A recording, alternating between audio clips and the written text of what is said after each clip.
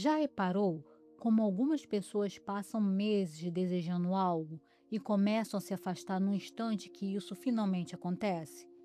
Quando o afeto começa a dar certo, alguma coisa trava. A resposta fica mais fria, a distância parece sem explicação e o silêncio começa a crescer onde antes existia presença. Mas o mais estranho é que muitas vezes não foi o outro quem destruiu a conexão primeiro. Foi alguma coisa dentro da própria pessoa, como se a proximidade real ativasse um mecanismo invisível de retirada.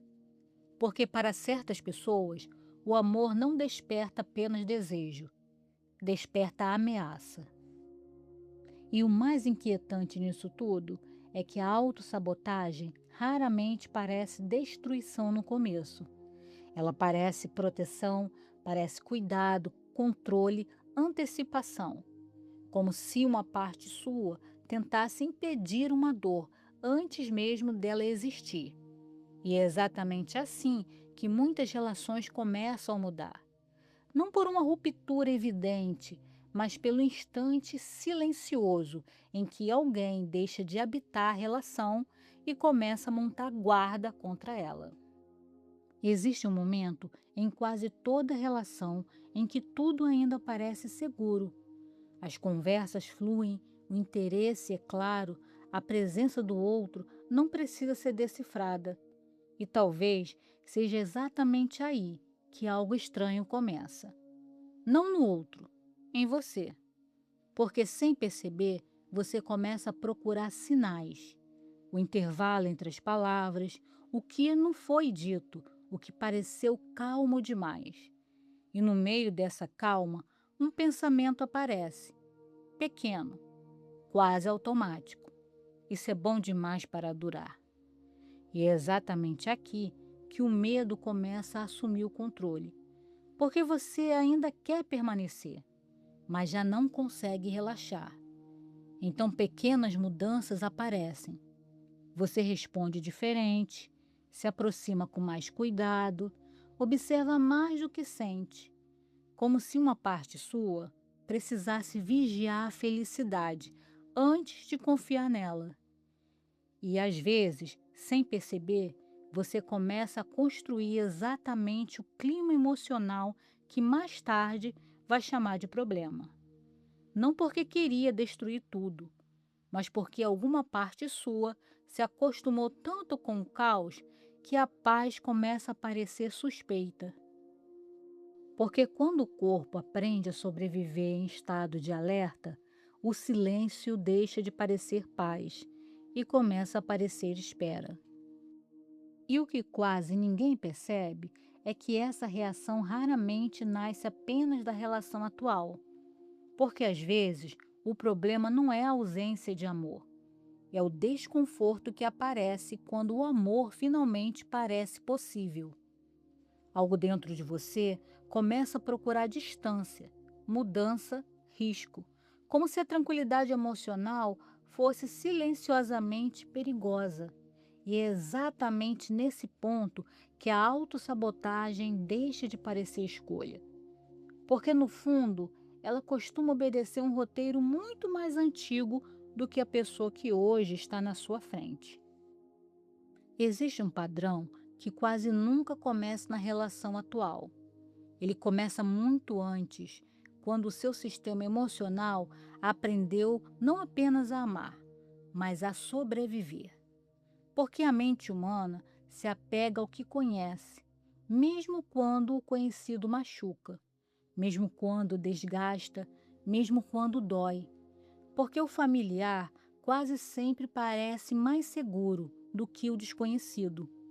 E talvez seja por isso que algumas pessoas estranham justamente aquilo que passaram a vida desejando: presença constante, calma, afeto estável. Porque para quem viveu muito tempo em instabilidade, a paz nem sempre parece paz. Às vezes, ela parece espera. Porque o corpo não pergunta: isso é saudável? Ele pergunta: isso é familiar? E quando alguma coisa finalmente parece segura, uma parte sua entra em alerta, não porque exista perigo real, mas porque o seu sistema emocional ainda não aprendeu a descansar dentro da tranquilidade. Então algo silencioso acontece. Você já não reage apenas ao comportamento do outro, porque às vezes você não está lutando contra a pessoa, está lutando contra a estranheza de ser bem tratado, como se alguma parte sua ainda não tivesse espaço para receber tanto cuidado, ou pior, como se carinho demais parecesse o começo de alguma perda. E talvez esse seja o ponto mais doloroso da autossabotagem, quando a felicidade começa a parecer estranha, só porque o sofrimento foi o lugar onde você aprendeu a viver. E o que realmente assusta é perceber que o problema nem sempre está na relação. Às vezes, a dificuldade começa exatamente no instante em que alguém finalmente oferece aquilo que você passou a vida inteira desejando. Porque receber amor, na teoria, parece simples, mas para quem viveu em alerta, intimidade pode causar desconforto. Como se alguma coisa aí dentro não acreditasse completamente que aquilo pode durar. Ou pior, como se existisse uma regra invisível dizendo: se não dói, talvez não seja amor. E quando não dói, você desconfia. Mas existe uma camada ainda mais difícil de enxergar. Às vezes, a autossabotagem não nasce apenas do medo de perder alguém. Ela nasce do desconforto de ser amado de verdade. Porque para algumas pessoas, receber afeto sem precisar lutar por ele parece estranho, errado, desconhecido, quase perigoso. Como se existir em paz entrasse em conflito com a imagem que elas carregam de si mesmas. E quando existe lá no fundo uma sensação silenciosa de não merecimento. O amor saudável começa a provocar tensão, porque ele ameaça uma crença muito antiga. Isso não parece feito para mim. Não desse jeito. Não sem medo. Como se existisse uma voz muito baixa aí dentro dizendo: eu não sou o tipo de pessoa que é amada assim. Então começam pequenas rupturas, pequenos testes, pequenos afastamentos, pequenas relações que parecem surgir do nada, até que a relação começa a ceder. E quando finalmente quebra, existe dor, mas às vezes existe também algo difícil de admitir, um tipo estranho de alívio, como se uma parte da mente dissesse: eu sabia. Isso não ia durar. E o pior de tudo é que quase ninguém percebe o próprio recuo enquanto ele acontece, porque a autossabotagem raramente chega como uma decisão consciente. Ela aparece em gestos pequenos, mudanças sutis, reações quase invisíveis. O corpo continua ali, as palavras continuam saindo, mas alguma parte sua já deu um passo para trás e fechou a porta. É por isso que relações raramente terminam de repente.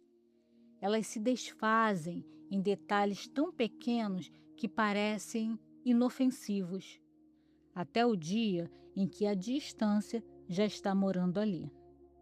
No cotidiano, a autossabotagem quase nunca aparece como um grande desastre. Ela aparece em detalhes, na mensagem que você lê e decide responder depois, na conversa que você evita aprofundar, na frieza que aparece exatamente no momento em que o outro tenta se aproximar, na ironia usada como defesa, no afastamento repentino, logo depois de um momento íntimo. E isoladamente, cada uma dessas coisas parece pequena, quase justificável, mas juntas elas começam a empurrar a relação na direção do afastamento. Porque sem perceber, você começa a criar distância antes mesmo de existir ameaça. E nesse ponto, a pergunta deixa de ser: por que isso acabou? E passa a ser: em que momento eu comecei a me retirar antes mesmo de ser abandonado? Porque às vezes a pessoa não destrói a relação de uma vez, ela apenas vai soltando a mão, um dedo de cada vez, só para não precisar encarar o risco de finalmente ser feliz e perder tudo depois. Porque para algumas pessoas, a perda dói menos quando pode ser prevista, mesmo que seja a própria pessoa quem a provoque. O impacto real da autossabotagem não está apenas no fim das relações, mas na forma como ela altera silenciosamente a maneira como você passa a existir dentro da própria vida. Porque depois de passar tempo demais se diminuindo, alguma coisa começa a mudar aí dentro.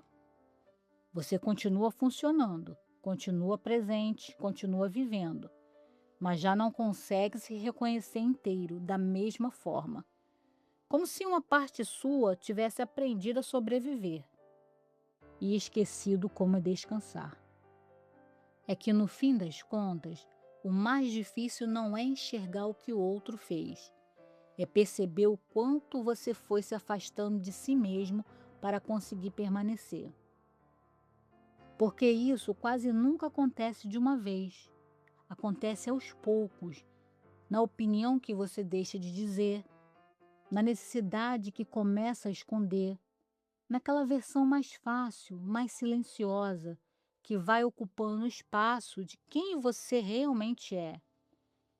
E o mais estranho é que por fora a vida parece igual. A rotina continua, as conversas continuam, a relação continua. Mas alguma coisa já não existe da mesma forma aí dentro. E quando você finalmente percebe, não aconteceu uma grande ruptura. Não houve explosão, não houve despedida, você apenas foi desaparecendo devagar, até o ponto em que começou a se sentir distante da própria vida, mesmo continuando dentro dela. E o detalhe crucial em tudo isso é que ninguém desaparece de si de uma vez só.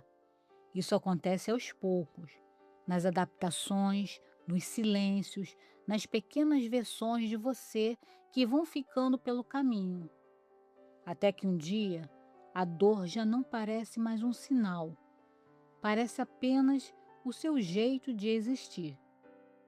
Aqui não oferecemos respostas prontas, oferecemos espelhos, e alguns espelhos levam tempo para revelar o que mostram, porque eles não mostram apenas o que queremos ver, mostram aquilo que a gente ainda tenta esconder de si mesmo. E às vezes, o que mais assusta não é o que o espelho revela, é perceber há quanto tempo isso já estava ali. Se você chegou até aqui, é porque alguma parte sua já reconheceu essa dinâmica. E possivelmente a próxima etapa não seja entender por que você se destrói. Provavelmente seja sustentar o desconforto de não fugir quando algo finalmente faz bem.